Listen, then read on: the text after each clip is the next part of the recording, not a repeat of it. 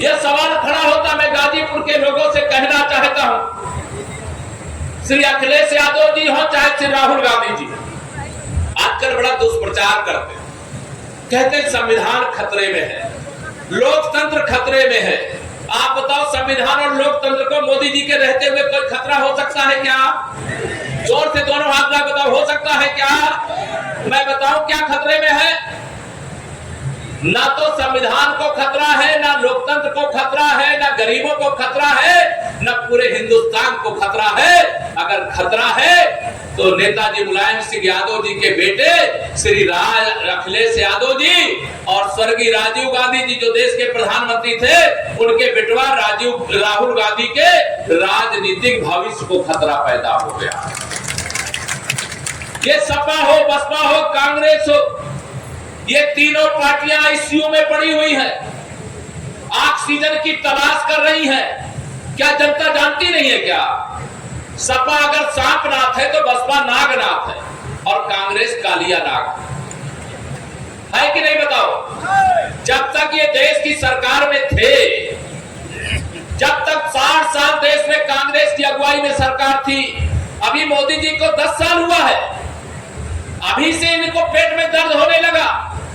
60 साल तुमने देश में शासन किया और देश को 60 साल पीछे पहुंचाने का काम किया, और मेरे मोदी जी ने 10 साल की सरकार में देश को 100 साल आगे बढ़ाने का काम किया। सरकार चलाने के लिए ईमानदारी चाहिए, सरकार चलाने के लिए, सरकार के माध्यम से सेवा करने के लिए 18 घंटे की मेहनत चाहिए। आपने कभी सुना था क्या? श्री राहुल गांधी जी हो, चाहे मनमोहन सिंह जी हो, चाहे अखिलेश यादव जी हो, ये जब सरकार में पहुंच जाते हैं, कभी जनता का ख्याल इनको रहता है क्या?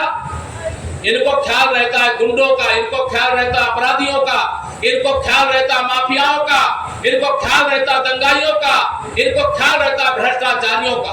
और मैं जब सपा के बारे में कहता हूं, जब याद करो, आप गाजीपुर वाले सब जानते भी होंगे, 2012 से 2017 तक उत्तर प्रदेश में श्री अखिलेश यादव जी मुख्यमंत्री थे, सपा की सरकार थी।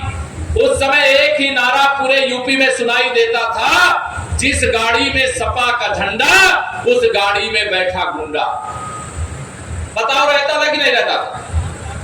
बताओ ना मुझे, रहता था कि नहीं रहता? मेरी आवाज आ रही है ना? अब आज जैसे सपा की सरकार के समय 8-8, 10-10 बंदूक राइफल निकाल करके गाड़ियों से घूमते थे, आज कोई घूमता नजर आता है क्या? जोर से बताओ, आता है क्या? क्या हुआ, क्यों ऐसा हो गया है? गाजीपुर में हम जरूर यहाँ की सीटें हार गए थे, लोकसभा में भी, विधानसभा में। और क्यों हार गए? इन लोगों ने कहा कि 2022 में तो दुष्प्रचार किया, अखिलेश यादव जी कहे 400 विधायक जिता करके सरकार बनाने जा रहे हैं। लेकिन जब वहां की वोटों की गिनती हुई तो शतक बनाने के लिए तो लाले पड़ गए और 275 सीटों के साथ भारतीय जनता पार्टी की सरकार फिर से बन गई। तुम्हारे लिए ले जाके दे देंगे। 2019 में सपा बसपा का जब गठबंधन हुआ, यह सही है कि गाजीपुर लोकसभा हार गए, लेकिन आप बताओ 2019 में गाजीपुर की सीट हारने के बाद गाजीपुर का विकास रुका कि नहीं रुका? दो जोर से बताओ, रुका कि नहीं रुका? आप सबको मैं आह्वान करना चाहता हूं, निवेदन करना चाहता हूं, अनेक प्रकार के दुष्प्रचार करने का काम ये विरोधी करते हैं, ये विकास नहीं कर सकते। इनका नारा है 100 रुपया में से 85 रुपया हमारा है। मैं गाजीपुर आया था जब प्रदेश अध्यक्ष था, कोई सड़क चलने लायक नहीं थी, याद है आपको कि भूल गए? 2017 में आपने कमल का बटन दबाया, पूरे गाजीपुर में जैसे नेशनल हाईवे होते हैं, स्टेट हाईवे होते हैं, गांव के अंदर जाने वाली भी सड़कें बनाने का काम किया। 2017 से पहले गाजीपुर में बिजली आती नहीं थी, लेकिन आप सबने कमल खिलाया तो बिजली जाती नहीं है। बताइए अंतर आया कि नहीं आया? हमारे प्रधानमंत्री जी कहते हैं सबका साथ सबका विकास, और सपा वाले, बसपा वाले, कांग्रेस वाले कहते हैं कुछ का साथ गुंडों का विकास, अपराधियों का विकास, परिवार का विकास। इस परिवारवाद की राजनीति को, इस जातिवाद की राजनीति को, इस भ्रष्टाचार वाली राजनीति राजनीति को खत्म करना चाहिए कि नहीं करना चाहिए? मैं आपसे यही निवेदन करने है, सभा आना है, लेकिन एक तरफ समाजवादी पार्टी की साइकिल 2014 का जब लोकसभा चुनाव था, आपने गाजीपुर में कमल खिला दिया था और गाजीपुर का विकास देख करके मुझे भी लगता था यहां से मनोज सिन्हा जी को आपने सांसद बनाया और मोदी जी ने अपने मंत्री परिषद में उनको स्थान देने का काम किया और वो गाजीपुर के लिए भारत सरकार के खजाने से कितना पैसा लाए हैं हिसाब करोगे तो जितना पैसा मनोज सिन्हा जी के कार्यकाल में आया है पूरे आजादी के बाद से लेकर के अब तक नहीं आया होगा। इस बात को आप सब जानते हैं। मैं आप सब लोगों से ये कहना चाहूंगा, हम विकास किए और विकास करेंगे। हम गुंडागर्दी नहीं चलने देंगे, भ्रष्टाचार नहीं होने देंगे। तीसरी बार मोदी सरकार इसलिए बनाना है कि मोदी जी एक गरीब माँ बाप के बेटे हैं। देश में 80 करोड़ लोगों को प्रधानमंत्री गरीब कल्याण अन्न योजना का राशन वितरण 3 साल से हो रहा है और मोदी जी ने कहा है 4 जून को तीसरी बार मोदी सरकार बनने के बाद ये 5 साल तक किसी प्रकार से राशन वितरण होता रहेगा। ये मोदी की गारंटी है। मोदी जी ने कहा है हमने प्रधानमंत्री आवास देश में 4 करोड़ गरीबों के बनाए। हमने गाजीपुर में भी लगभग 1 लाख आवास बनाए हैं, लेकिन अभी भी बहुत बड़ी संख्या में लोग बचे हुए हैं, क्योंकि सपा बसपा कांग्रेस की जब सरकार होती थी तो ये घोटाला करते थे।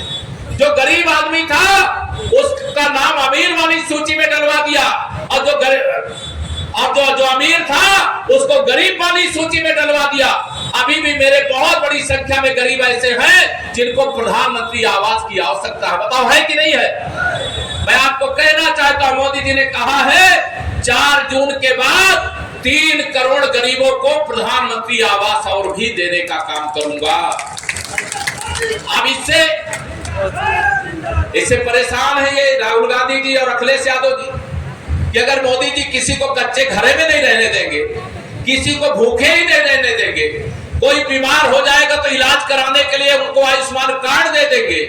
और पहले अमीर आदमी के घर में तो हैंडपंप लगा है, लेकिन गरीब आदमी घर में नहीं लगता था, तो मोदी जी ने कहा हर घर नल से जल पहुंचा देंगे। कोई गरीब हो चाहे अमीर हो, अगड़ी जाति का हो, पिछड़ी जाति का हो, अनुसूचित जाति का हो, बिना भेदभाव के सबका विकास करेंगे। हर घर नल से जल पहुंचाने का काम करेंगे। आप बताओ, मोदी जी के आने से पहले हर गरीब के घर में बिजली थी क्या? और मोदी जी के आने के बाद हर गरीब के घर में बिजली लगी कि नहीं लगी? अगर मोदी जी नहीं आते, गरीब माँ बाप के बेटे को प्रधानमंत्री आप नहीं बनाते, तो आपके घर में अभी और 100 साल तक वही मिट्टी के तेल की डिबिया जलती। ध्यान रखना, ये मोदी जी के कारण हुआ है। गरीब आदमी के घर में शौचालय रईसों के घर में बना रहा होगा, लेकिन गरीबों के घर में कभी शौचालय बनेगा ऐसा सोचा था क्या आपने? लेकिन मोदी जी गरीब, उनके वो भी जब छोटे थे, उनके माँ बाप गरीब थे, चाय बेच करके परिवार चलाते थे और उनके घर में भी शौचालय नहीं था, गैस नहीं थी, पाइपलाइन का पानी नहीं था, राशन नहीं था, दवाई का पैसा नहीं था, तो उन्होंने वह सारी व्यवस्था कहा कि जो कष्ट मेरे माँ बाप ने गरीबी के कारण सहा है, वह कष्ट इस देश के किसी भी गरीब परिवार को गरीबों के आशीर्वाद से नरेंद्र मोदी देश का प्रधानमंत्री बना है, प्रधान सेवक बना है और यह कष्ट किसी को नहीं होने देंगे। अगर अब सपा बसपा कांग्रेस वालों से, जब कांग्रेस की सरकार थी सपा बसपा के समर्थन से, डॉक्टर मनमोहन सिंह प्रधानमंत्री थे, उन्होंने कहा देश के संसाधनों पर, देश के खजाने पर, देश की संपत्ति पर पहला हक मुसलमानों का है। माननीय प्रधान मोदी जी को आपने प्रधानमंत्री बनाया, मोदी जी ने कहा गलत। जो डॉक्टर मनमोहन सिंह जी ने श्री राहुल गांधी, श्रीमती सोनिया गांधी और श्रीमती प्रियंका गांधी के कहने से कहा था कि देश के खजाने पर पहला हक मुसलमानों का है, मैं उसको बंद करता हूं और देश के खजाने पर पहला हक गरीबों का होगा, इसको शुरू करता हूं। ये मोदी की गारंटी। आज गरीब माँ बाप के बेटे को ये प्रधानमंत्री की कुर्सी पर बर्दाश्त नहीं कर पा रहे। 2024 का यह लोकसभा चुनाव ऐतिहासिक है।